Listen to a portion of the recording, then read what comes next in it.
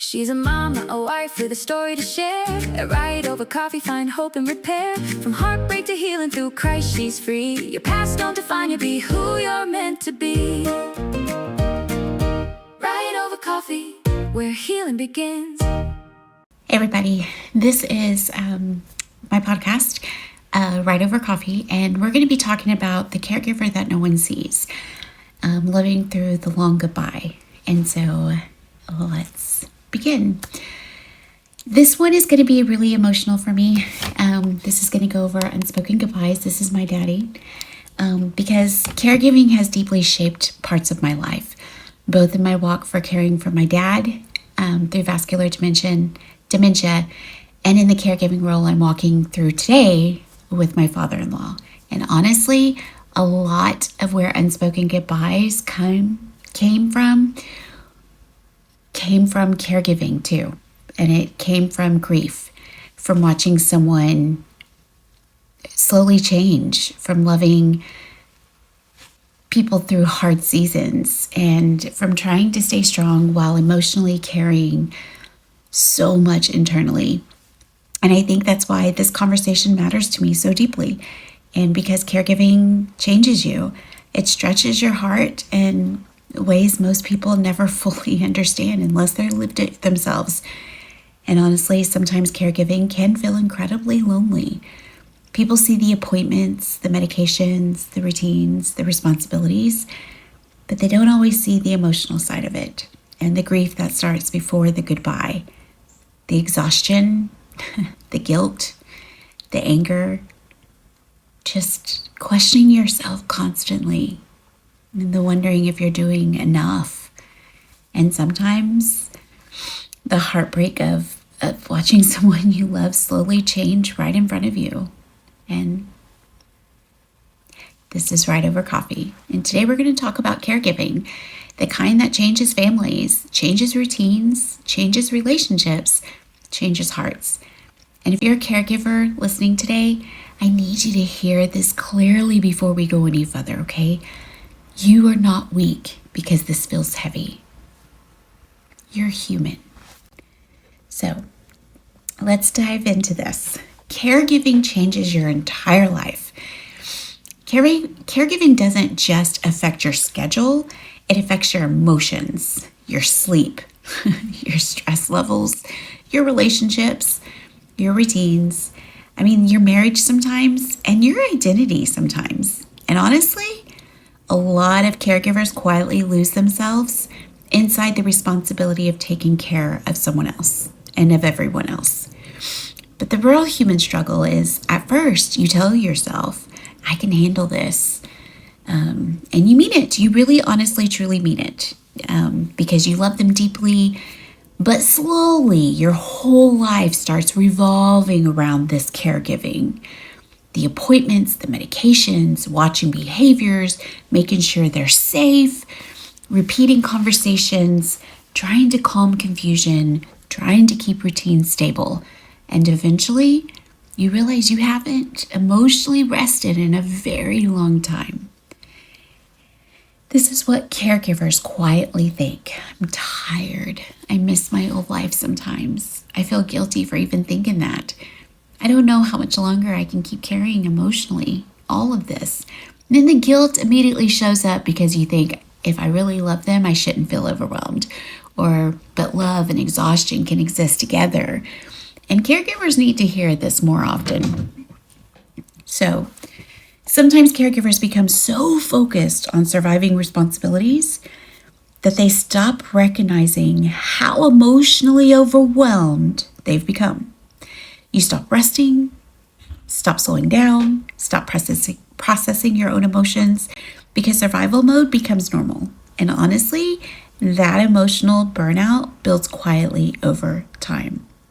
So in caregiving routines, familiarity, and why they matter so much, one thing caregiving teaches you quickly is how deeply familiarity matters. Big words sometimes don't come out. Routine matters. Familiar music, familiar TV shows, familiar smells, familiar voices, conversations, the food, those things become emotional anchors for them. But the root human struggle sometimes is that people outside caregiving don't understand this. They say things like, how many times are they going to watch that same TV show? Don't they get tired of Gunsmoke, Frasier, and MASH? Which, by the way, was my dad's favorite. But what people don't understand is those shows feel safe. They recognize them. And when someone's mind feels confused or overwhelmed, familiarity creates comfort, right? Sometimes that music changes everything. Sometimes hearing songs from their younger years calms them instantly. Sometimes hearing children laugh remind them of when they were parents themselves. Sometimes grandkids spark familiarity that emotional reconnects them to the pieces who they once were.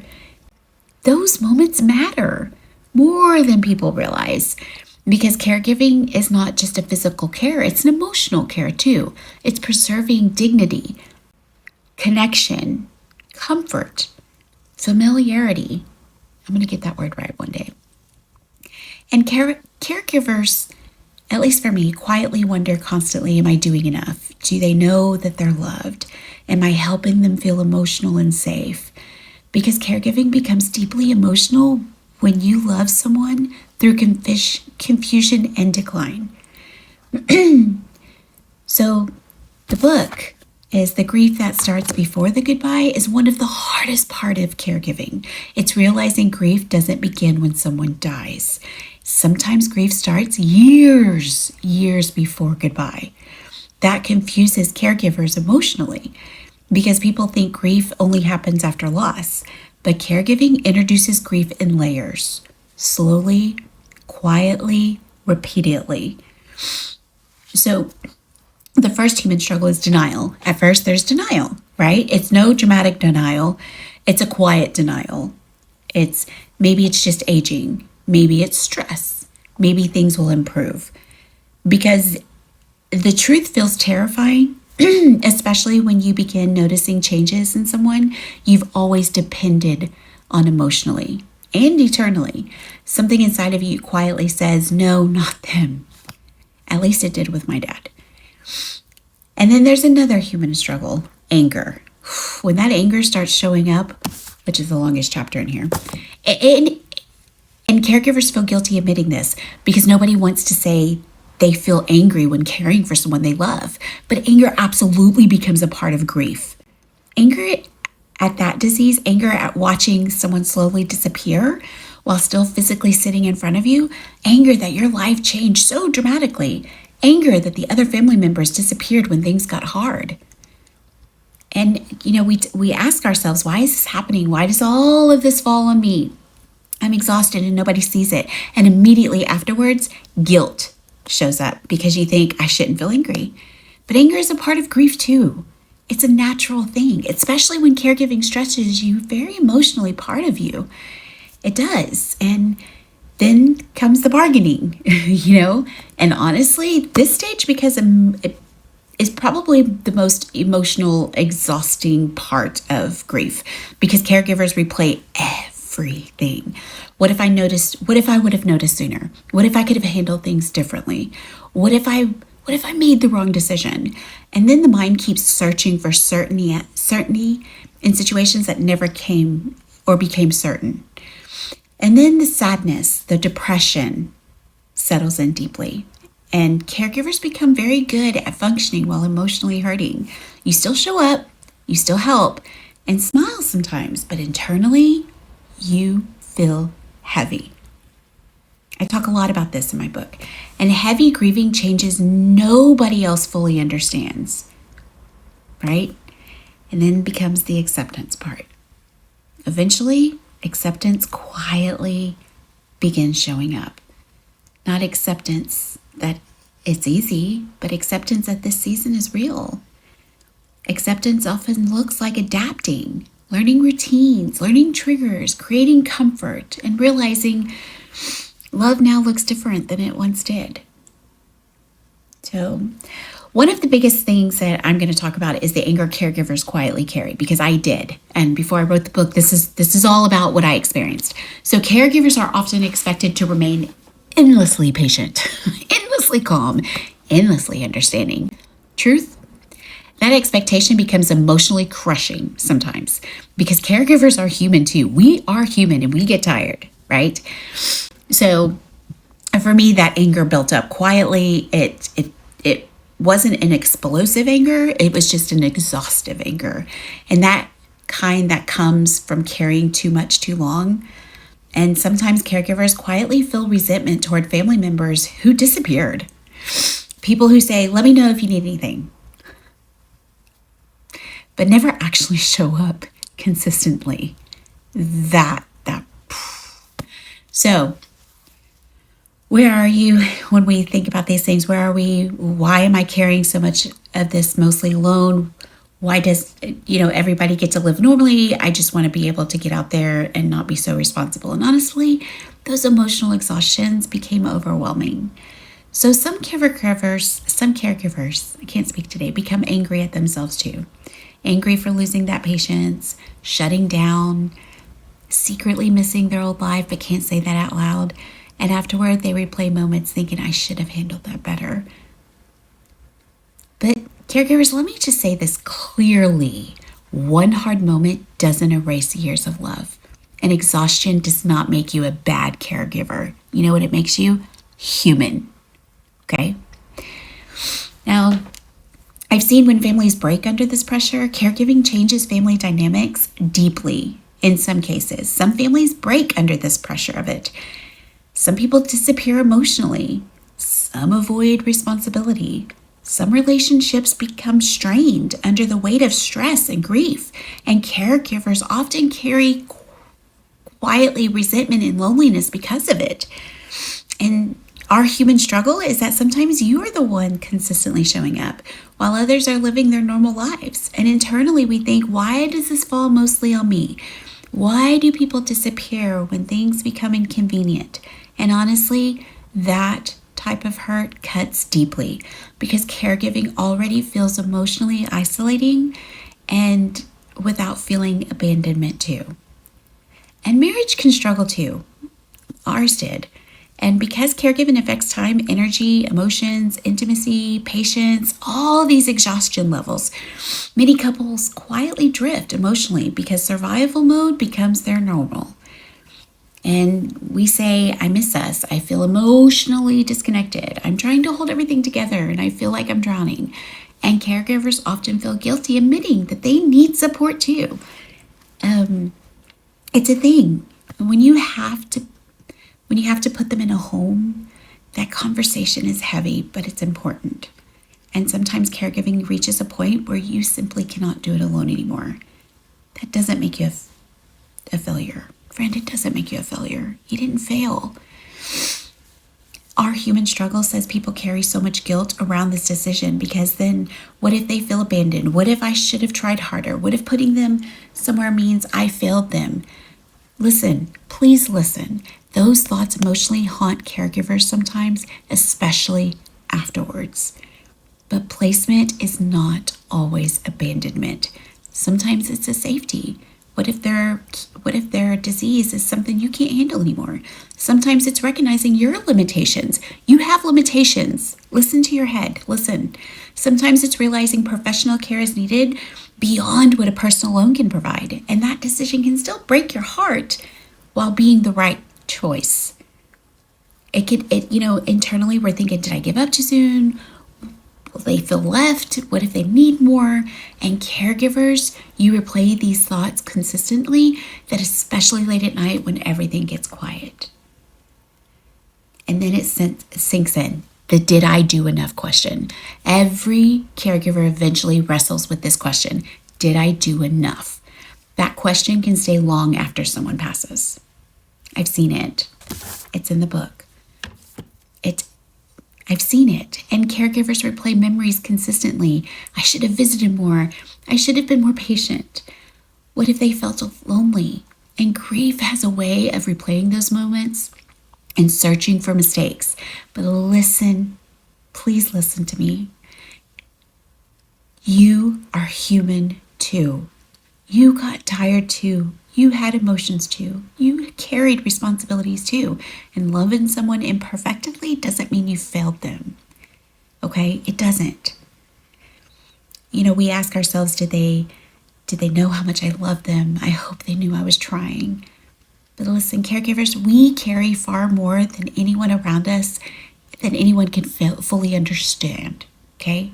So let me give you some practical tools I used. Caregiving requires structure. Creating systems that can reduce emotional overwhelm tremendously. Write things down.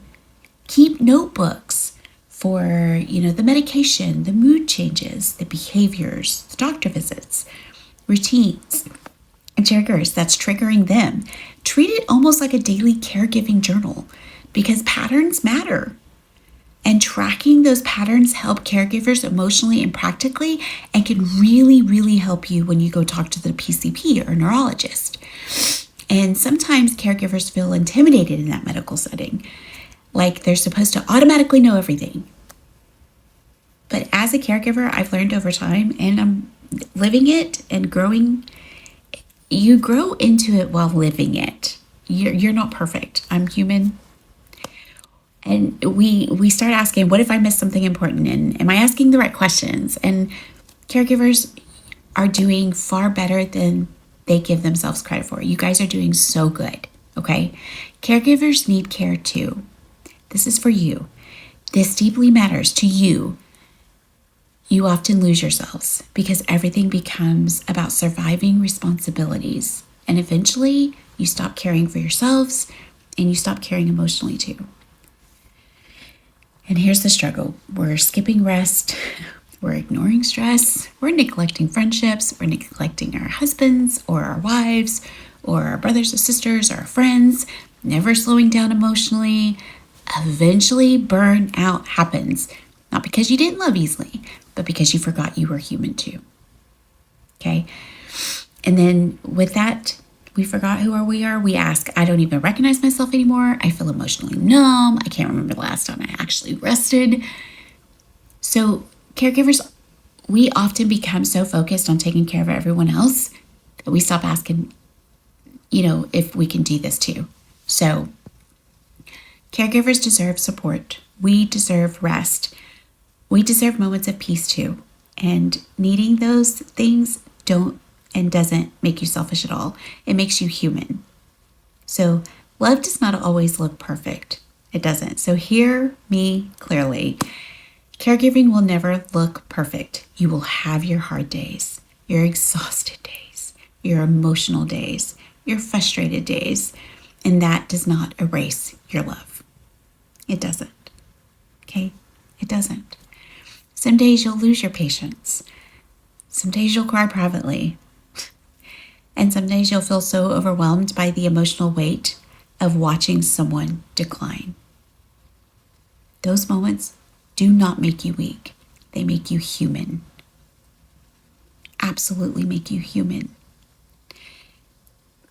And then our internal dialogue, I hope I'm doing enough. I hope they know that they're loved. I hope one day I stop questioning every decision I make. Those thoughts stay with caregivers deeply because caregiving changes the heart forever.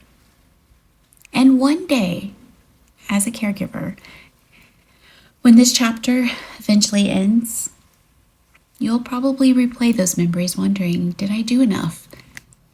But love is not measured by perfection, friend.